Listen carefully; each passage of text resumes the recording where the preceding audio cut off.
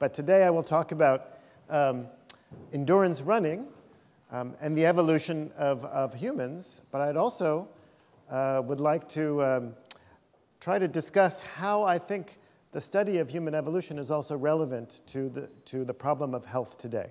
And if I go too fast, please just stop me. I will be happy to say anything twice and not go too quickly. So there are many enormous questions in human evolution. And really the two biggest are how did evolution make humans the way we are?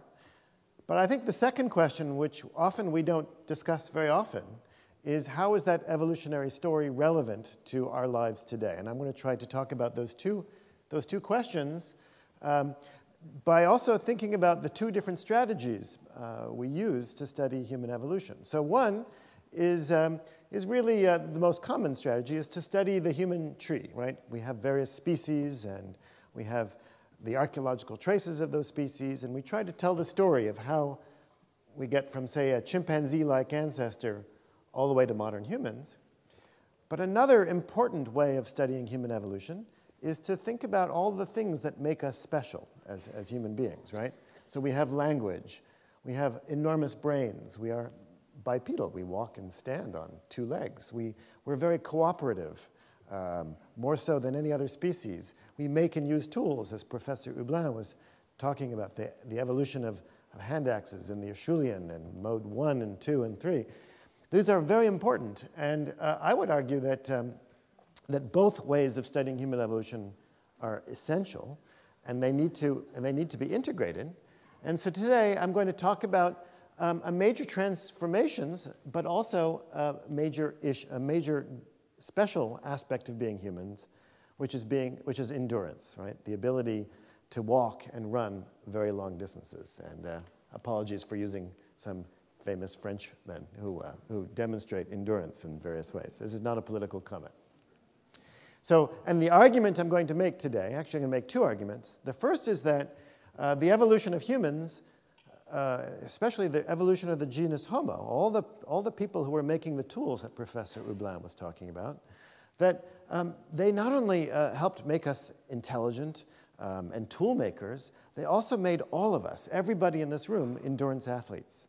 And furthermore, that history, that evolution of endurance is vital, it remains essential to human health. And this is not coincidental, this is actually part of our evolutionary history. So I'll begin by discussing what do I mean by endurance. Then we'll talk about the origins of the genus Homo and the origins of endurance, and we'll focus especially on running.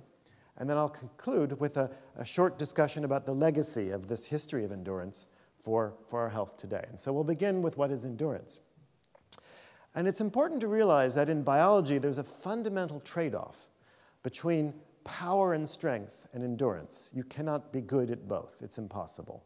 And that's because when there are trade-offs in the musculoskeletal system and also in the cardiovascular system and elsewhere in the body, between designing bodies that work well to produce strength and power versus bodies that are really good at lasting for a long period of time. So for example, you have muscle fibers that are either very fast and strong or slow and are endurant.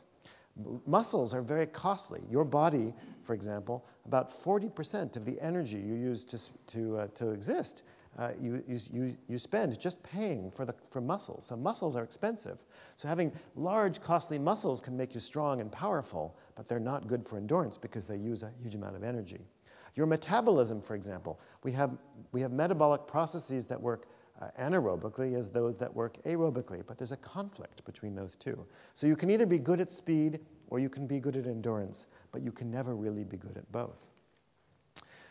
So for most species, obviously, strength and speed is far more important than endurance. If you're a carnivore, you want to overpower your prey by running fast and having a lot of strength. And if you're being chased by a carnivore, you want to be able to run as fast as possible in order to get away from the carnivore. So in the vast majority of the animal world, strength and speed are far more important than endurance.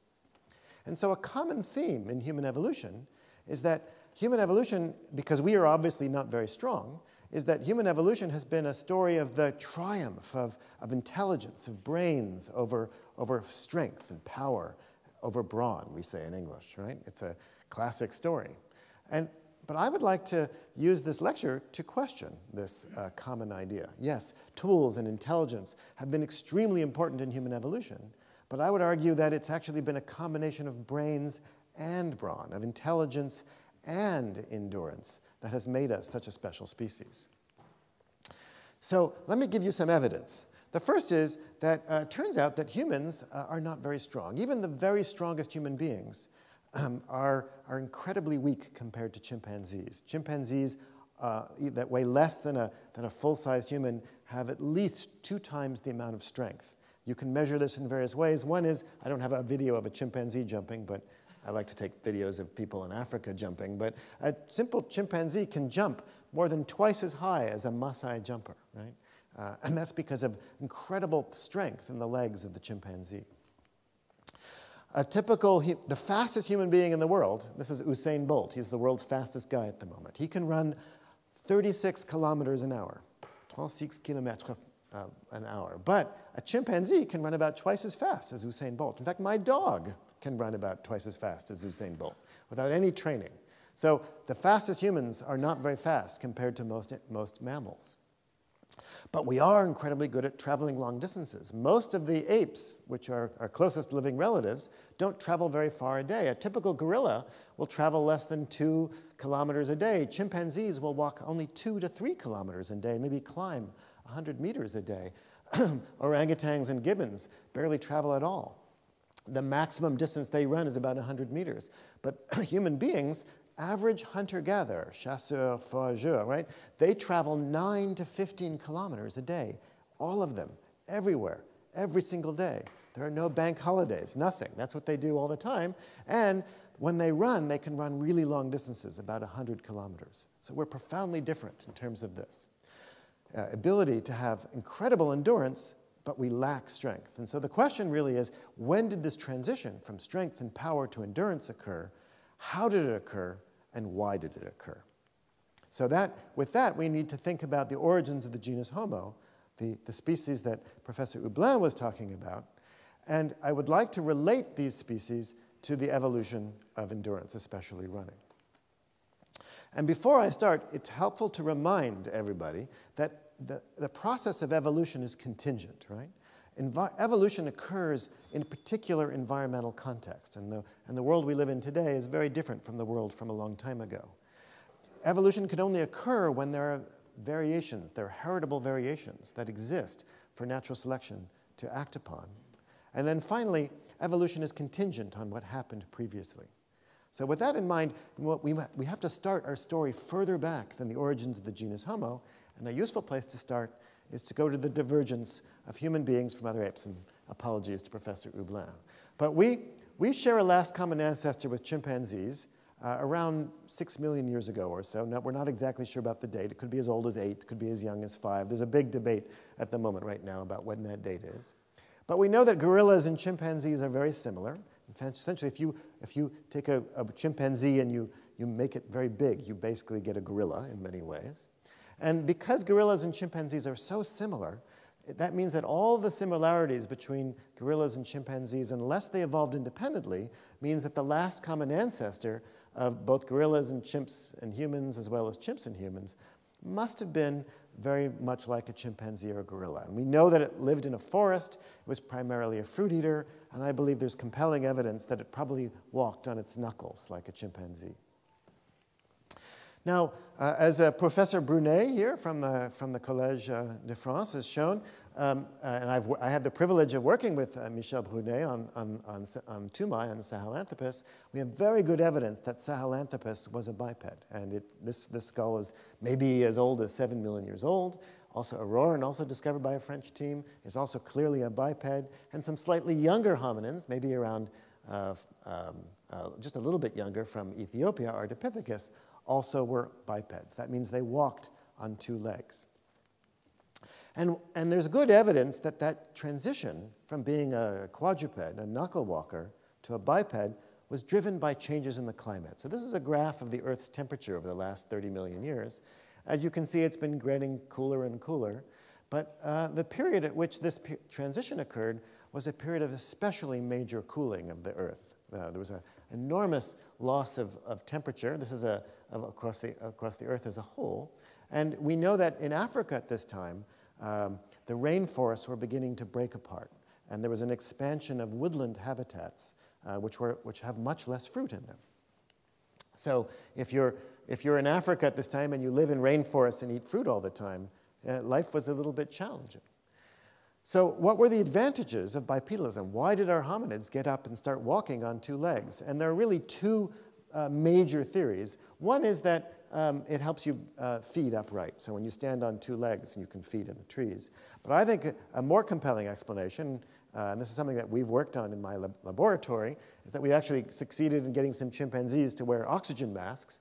And it turns out that chimpanzees and probably gorillas are extremely expensive when they walk, right? It takes a chimpanzee about 4 times more energy for it to walk than a human being. And that's because basically it has always bent legs and bent knees. And so it's a very costly way to locomote. If you spend the whole day like this, you will also be very tired too.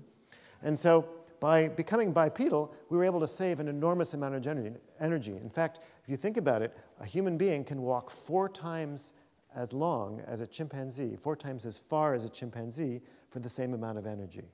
And when forests are fractionating and food is farther apart, you can imagine how much of an advantage that would have been.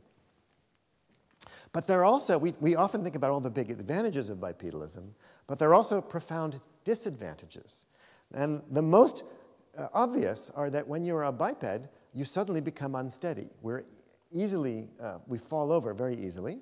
But the other problem is also we become slow. When a quadruped runs, it has 4 legs to push against the ground, but you and I have only 2 legs to push against the ground, which is why we're about half as fast as most quadrupeds. So we became very easy targets for animals such as this saber-toothed tiger that used to eat us, or at least used to eat our ancestors. So these were major problems. And these problems had consequential effects, which I'll talk about in just a second. Just want to continue the story, though. So after the origins of the very first hominids that were bipeds, we know that there's more different species that evolved, including a group of species known as the Australopiths, right? The Australopithec. And there are a group of them. They start to appear around 4 million years ago. And we know that they have all kinds of adaptations in their skeleton that tell us that they were probably better at walking than those very earliest bipeds. But they're not like you and me. They were very unmodern in some important ways. For one, their heads are very small. They had enormous teeth that were 3 times the size of yours and mine, probably because they ate very tough, hard, difficult diets, right? And they still retain all kinds of features in their bodies, which would have made them extremely good at climbing trees. But then climate change occurred again. And again, going back to that graph I showed you earlier, I've now blown it up just to show you the last few million years. This is, again, the temperature of the Earth's oceans. And you can see that starting at 2.8 million years ago, the Earth started to cool again very rapidly. And this is when ice caps began to form in the poles, right? And even though you were in Africa and you had no idea that there were giant glaciers forming at the top of the world, that caused enormous climate change in Africa. It caused continued cooling and drying. And in particular, we see in Africa more shrinking of the forest and a greater expansion of these open grassland habitats. And these habitats really become much more common starting around 2.8 million years ago. And in addition to those habitats, all the animals that eat grass also become much more common in Africa. And this is the context in which, as Professor Hublin showed you earlier, this is the context in which the human genus first appears. Now, there are 2 responses that occur around this time.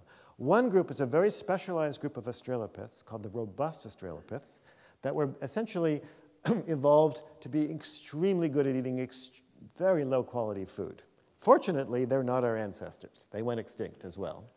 We evolved from another group that evolved sometime, starting maybe around 2.3 million years ago or so. We're not quite sure exactly when the very earliest members of the genus Homo evolved, and you heard from Professor Wood recently about some of the debates over that. But there's no question that these ancestors of ours were specialists for eating high-quality food. And in fact, I think the most important thing about them is that they invented the hunting and gathering way of life. To me, this is more important than almost anything else that happened in human evolution.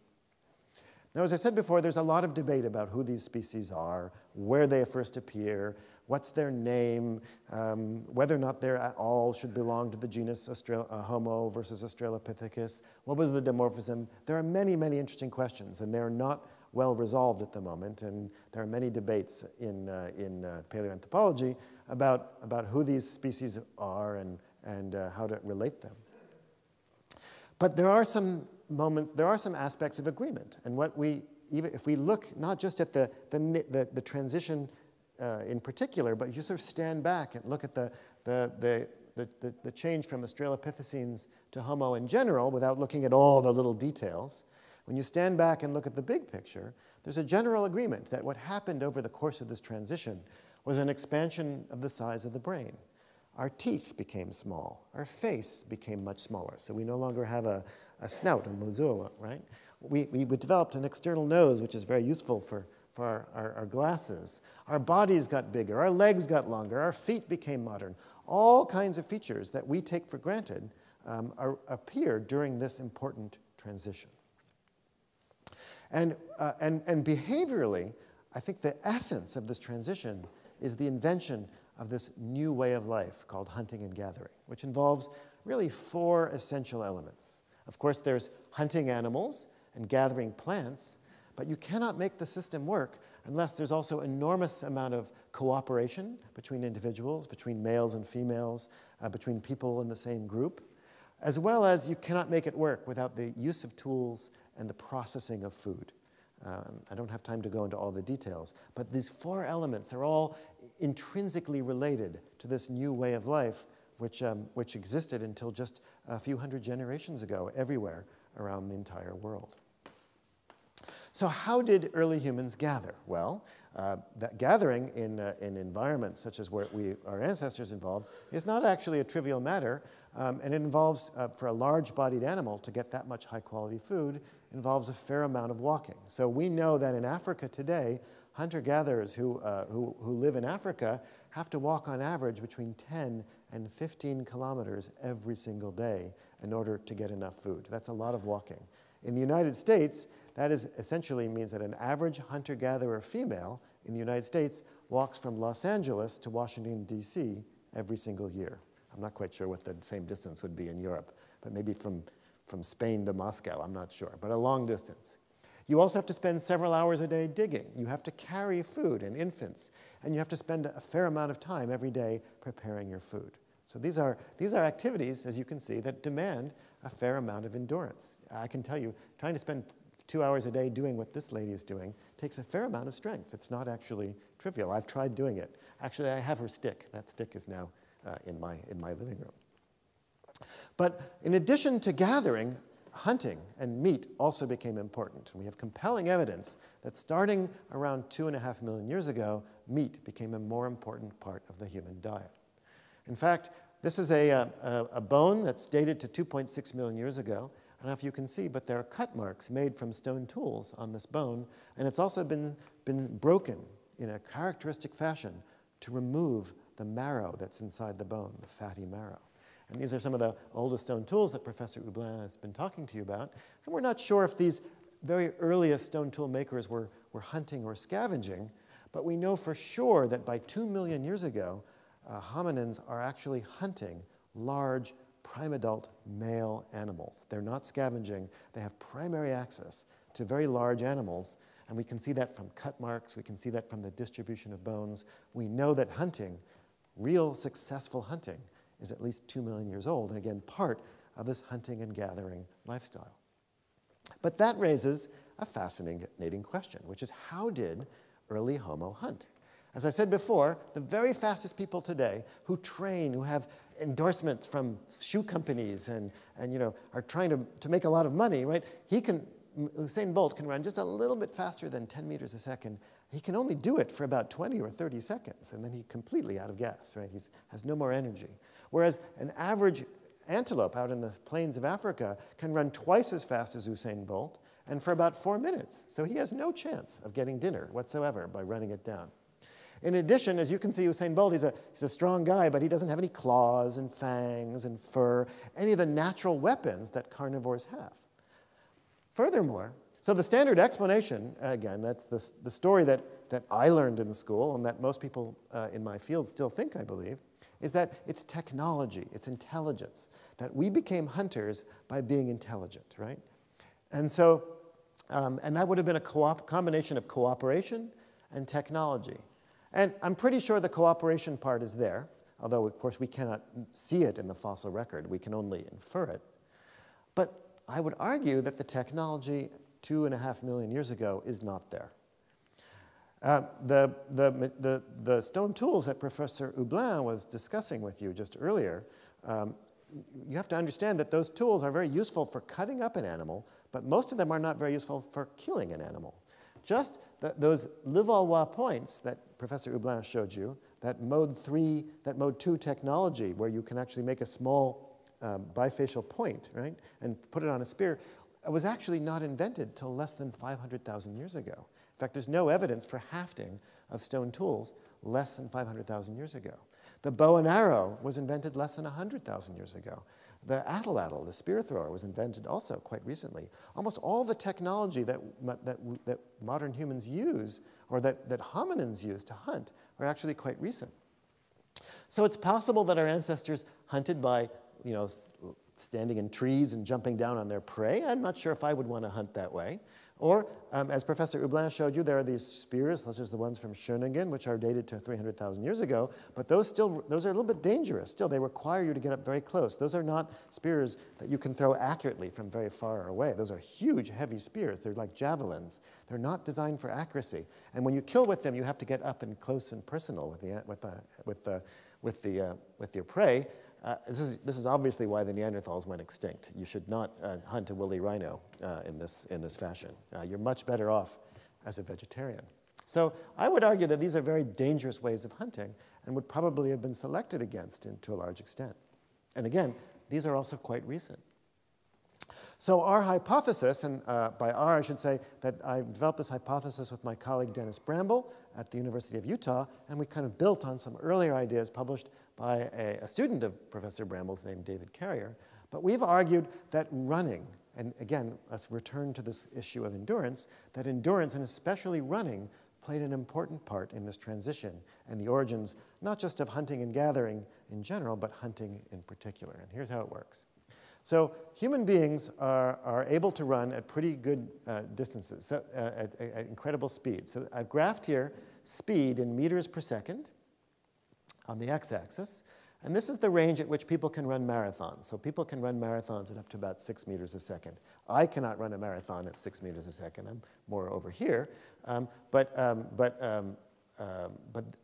plotted also in blue the speed at which different kinds of animals have to switch from a trot to a gallop. So, of course, these animals can gallop much faster than human beings, but they have to switch from a trot, which is a bouncy gait, to a gallop, which is a much faster speed. But I can, for example, run a marathon at speeds that make a pony have to gallop, well faster than a dog has to gallop. I cannot run a marathon at a speed that a full-sized horse has to gallop, but there are plenty of people who can. So we can run at very fast speeds that make quadrupeds gallop. And importantly, when I run, or when you run, you cool by sweating, right? You secrete water all over your body, which then evaporates, which then causes cooling. But when most of the animals that we hunt, the way they cool is by panting, short little shallow breaths. And the important point to know is that when an animal gallops, right? A gallop is a gait that's like a seesaw, right? The animal's body goes like this. Animals, the viscera, the guts of the animal, essentially oscillate with each step so the animals cannot pant and gallop at the same time. So if you want to go take your dog for a run along the Seine, run fast enough so the dog has to gallop, and you'll notice that the dog cannot pant at the same time. And if it's a hot day, you will kill your dog because the dog won't be able to cool down. So this enabled our ancestors to do something called persistence hunting. And in persistence hunting, you track an animal, you pick the biggest and largest animal you can chase, because just like bigger humans overheat faster, bigger animals overheat faster. So the biggest animal is the best, and you make it gallop. And of course, the animal will gallop much faster than the hunter, but will go hide. And then you track the animal, usually by walking, right? You look for the tracks, track the animal, and then you chase it again. If you can chase it before the animal has cooled down, and you go through a process of tracking and chasing, walking and running, you can eventually drive that animal into a state of heat stroke, of hyperthermia. And the animal is collapsing. So you can see this bushman from South Africa has chased this kudu. He walked about half the time. He ran about half the time. And he can now walk right up to this animal, which is dying on its own accord, and kill it without any serious technology, but also without any risk to his own life.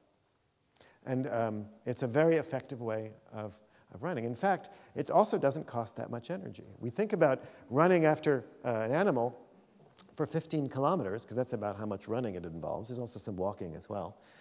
That actually costs, you think that's crazy, right? Who would do that, right? Well, if you were to walk 15 kilometers, that's how many calories McDonald's, which I never go to, by the way, puts in a hamburger.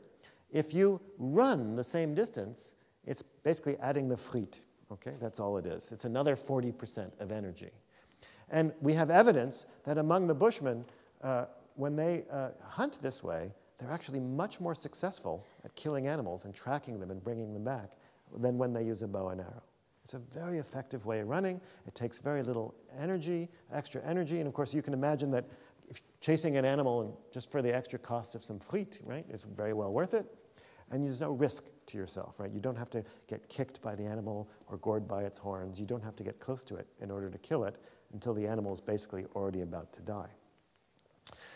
Now, today, we don't really observe this kind of hunting very often. It's extremely rare. And of course it's rare because we have invented all kinds of new technologies. We've got the bow and arrow. We've got hunting dogs, as these Bushmen are using. We've got all kinds of new ways of killing animals. However, wherever we look around the world, we have evidence for people doing it. We have evidence for people doing it in Africa.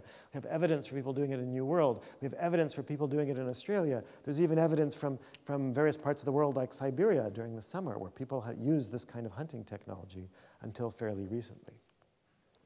So this, of course, is just a hypothesis. So the question then is, what is the evidence we have to test this hypothesis that we evolved endurance partly in order to hunt? To test a hypothesis like this, we need to look for adaptations. Those are features that were selected by evolution that improve the ability to run, but also, importantly, just for testing this hypothesis, aren't relevant to walking, right? We're not looking at features that are good for walking. We're looking at features that are specific to running, right? That would be the test of the hypothesis. And when you look in the body of human beings, and also in the fossil record, we see lots of features that make, for example, this is a skeleton of a Homo erectus that's about 1.5 million years old. It has lots of adaptations for both running and walking, but importantly, in yellow, we've identified a whole series of features that also make these animals especially good at running, but which have no relevance whatsoever to walking. And let me just give you a few examples. And by the way, these are all features that we still have today and that we use when we run, for example, the Marathon de Paris. Right? And I'm going to give you one example from economy, one of stabilization, and one of force resistance. These are just a few, again, of many features, because we don't have time to go into all of them. And for economy, the important thing to understand about running is that running is not walking fast. Running is mechanically profoundly different from walking.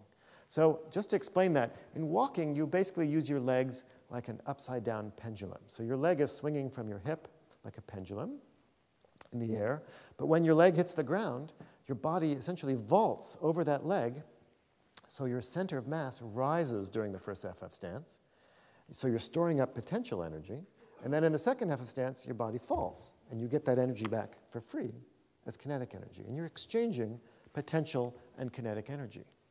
In a run, your body's doing something completely different. When you hit the ground in a run, your center of mass doesn't go up, it goes down.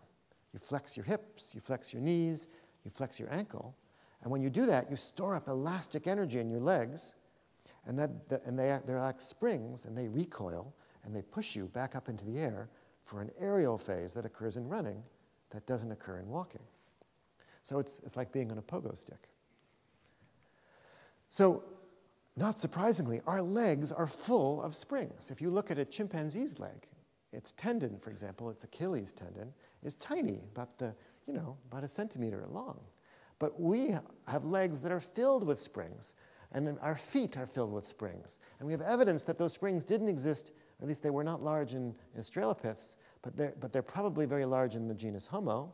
Of course, the tendons don't preserve, but we can look at their insertion on the heel bone, the calcaneus. And when you run, half of your energy, 32% of the energy of your body hitting the ground is actually stored up in the Achilles and returned to you for free when you're running. And another 17% of your energy is stored up in the spring of your foot.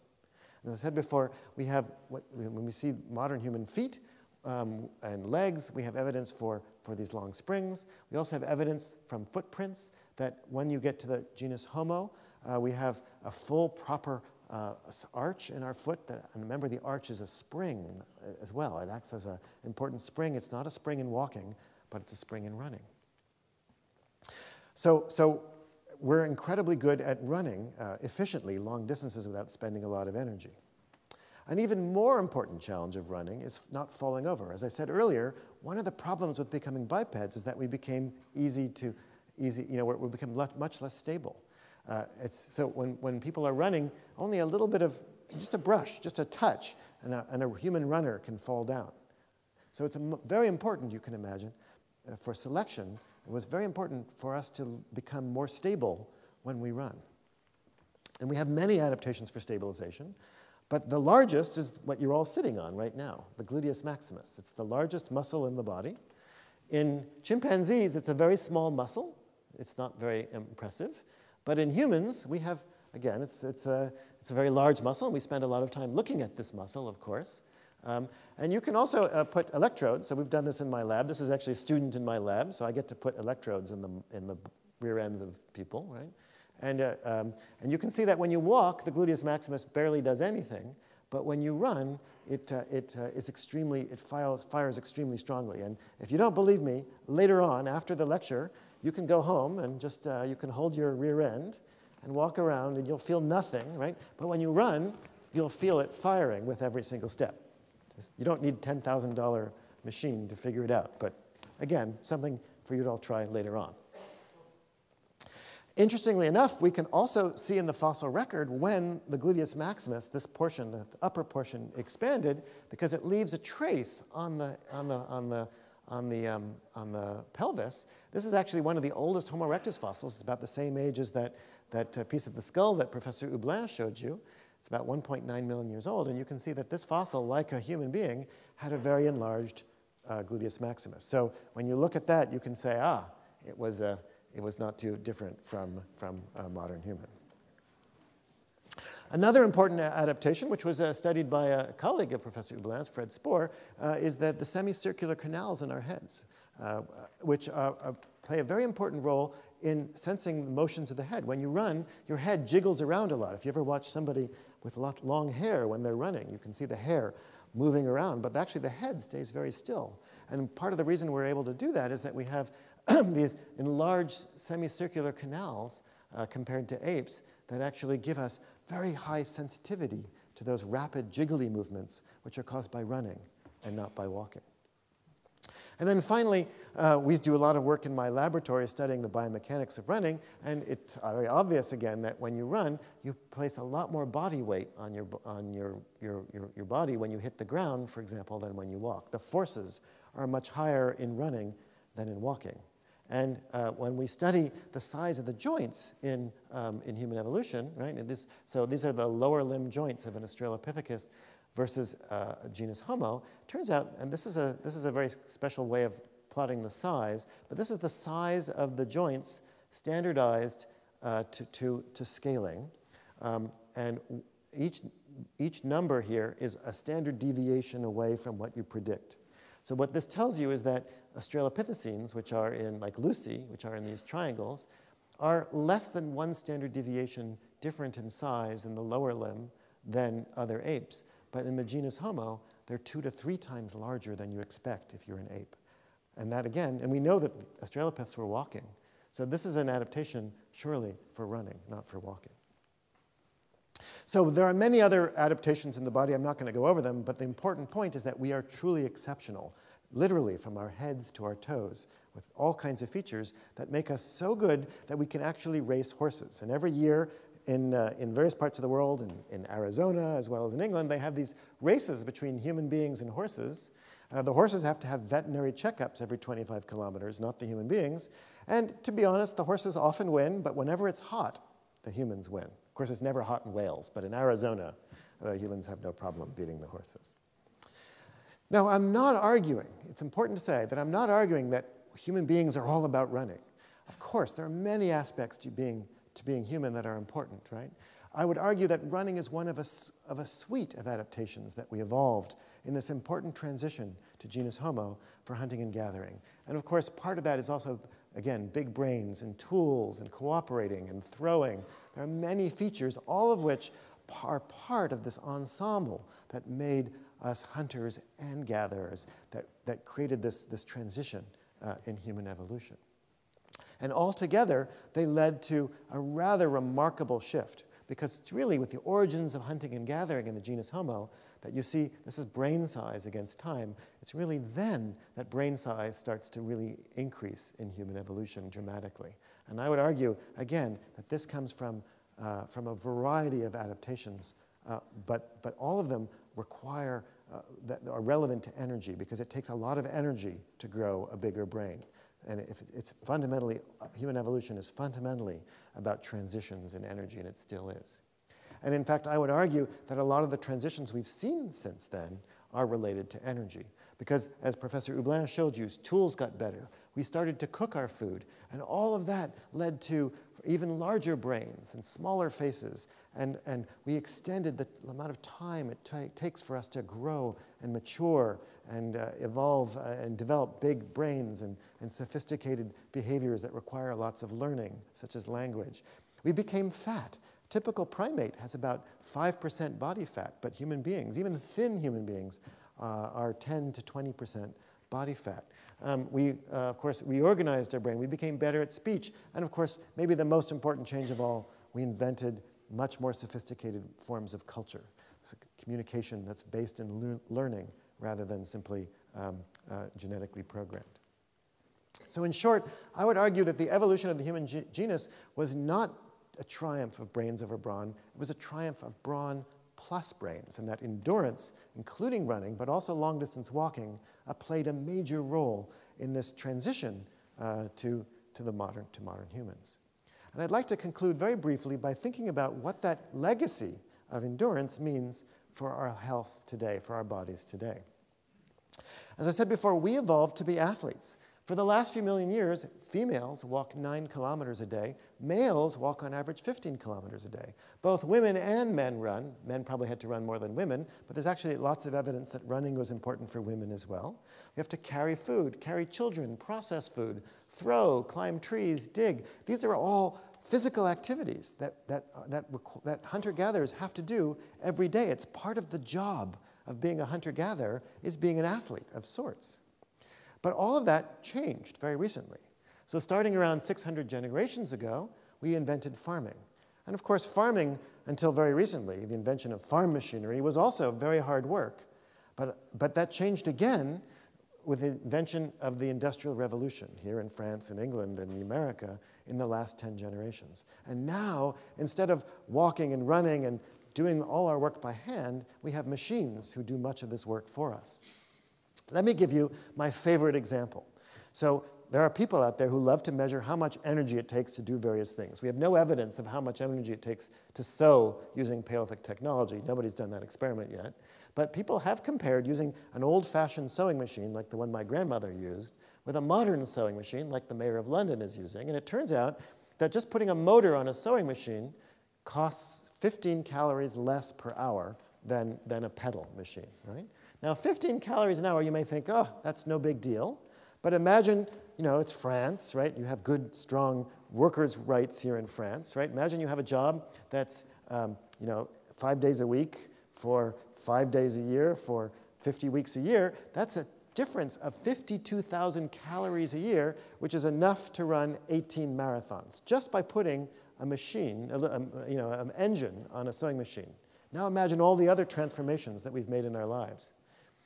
A way to measure that is with what's called a physical activity level, which is the ratio of the total amount of energy your body uses to how much energy you use when you're essentially asleep or watching a lecture, which is often not any different, right?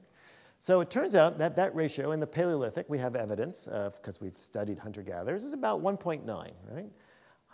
Early farmers have to work a little bit harder, about 2, right? So they have to basically use twice as much energy in a day as they would if they were just, sitting in the Collège de France all day long. But industrial era human beings have physical activity levels, PALs, of about 1.5 or 1.6. That's a 20% reduction over the last few hundred years. What does that mean? Well, it means that we spend on average between 300 and 500 calories less per day than our grandparents. That's one of the most important, astonishing transformations that occurred in the human body, and all in just a blink of an eye from an evolutionary perspective. It's happened very, very recently. And it is a major cause of illness around the world, especially in the developed world, like in America and in England and in France and places like that. So this is in the United States. This is not this is basically the cause of death based in terms of causality. And number 1 killer of Americans is still tobacco. But number 2 killer of Americans is inactivity and poor diet, which of course tend to be often related.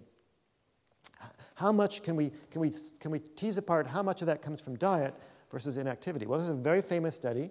This is more than 80,000 patients, individuals, who've been studied over a long period of time since 1970 in Texas. This is called the Aerobic Center longitudinal study. It's one of the largest studies ever conducted on human health. And what they've done is they've looked at the rate of death adjusted by age, correcting for diet and smoking, cholesterol, age, etc. And you can see that individuals who are unfit in the group have essentially 3 times the rate of death from cardiovascular disease than the people who are fit. And by the way, for those of you who are worried about it, people who improved their fitness over the course of the experiment still halved their rate of death. If you look at all-cause mortality, again, a 3 times greater rate of death between the unfit versus the fit. This is all causes of death. Here's another way of looking at this interaction. We're trying to separate out the effects of obesity from activity. This is from a study done at Harvard by some colleagues of mine. This looked at over 100,000 women over the course of 24 years, and they defined, they compared mortality compared to the lean, active women, right? So the women who were basically like French women, right? Who were not overweight and were very active, they assigned them to a mortality score of 1, right? The women who were not overweight but were sedentary had a 55% higher rate of mortality over those 24 years. Women who were overweight and active had essentially a 2 times higher rate of mortality, and women who were overweight and sedentary had again, another 50%. So based on this, we can say that whether you're overweight or sedentary, you have about a 50% increase in mortality regardless of your weight, just from being physically inactive. And why is that? Well, there's a famous expression that nothing in biology makes sense except in the light of evolution. And that, again, goes back to what I was talking about earlier. Remember we talked about the trade-off between power and endurance. Well, everything in biology involves trade-offs because there are costs and benefits to everything. And and because of that, it means that when we grow our bodies, we're constantly trading off one cost versus one benefit versus another cost and another benefit. And that means that we don't program our bodies to be the way they are. Our bodies are evolved to interact with our environments so that we can adjust our bodies to adjust capacity to demand. That principle is known as phenotypic plasticity. It means that we can essentially, rather than pre-design our body like a car or a robot to be in one way, our bodies can adjust to the world around us to enable us to trade off different capacities. And the most obvious example, again, relates to muscle. Remember, I mentioned that muscle costs about 40% of your metabolic rate. So it means that if you're not using your muscles very much, we don't develop much muscle because it's costly to have too much muscle back in the old days when it was hard to get enough food. Hunter-gatherers struggled to get enough food. And if we cease to use our muscles, like the former governor of California, right, we lose them again very quickly. That was an adaptation. So it's an adaptation to only build muscle when you use muscles. It's an adaptation to lose muscle when you don't. It's also true for bones, right? So the arm of elite tennis players, the arm that they use has much thicker bones than the arms that they don't use, even though you know, his left and right arm are obviously the same genes, right? But he's used his left arm all the time to whack a tennis ball, right? So that gives it a much thicker bone. And the important point is that we trade this off because having too much bone is costly. You have to carry it around, but too little is also a problem. And so what happens is, but we never evolved to handle not only space, but also sitting in bed or sitting in chairs all day long, which is one of the reasons why we show that we can see that individuals who are very active when they're young develop much more bone mass than individuals who grow up much less active. And then all of us lose bone at a certain rate, but if you start with less bone, you are much more likely to fall below that threshold to make you susceptible to osteoporosis, which now afflicts more than 1/3 of women in the United States. It's also beginning to afflict more and more men over the age of 50. And this is really caused by our bodies being poorly adapted to growing up with little physical activity. And it's not true just of our musculoskeletal system, it's true of our circulatory system, our nervous system, our immune system, our endocrine system. Every aspect of our body evolved under conditions of lots of endurance activity. As I said before, we evolved to be athletes. And it's only very recently that we removed physical activity from our lives. And the result is that it's not only abnormal, but also causes often various kinds of pathology. So my point is that we evolved because of the genus Homo, because of our ancestors starting around 2 million years ago to be very physically active. But because it makes sense also not to be active when you don't need to, we also evolved to enjoy rest whenever possible. And today, however, we're able to do this way too much, and we don't have to do this as much as we need to. So my argument would be to say that we all need to celebrate our inner Homo erectus, and that means not only walking and digging and hunting and gathering, but also, I would argue, running. So with that, I would like to thank you very much, and I hope that my English wasn't too fast. Merci.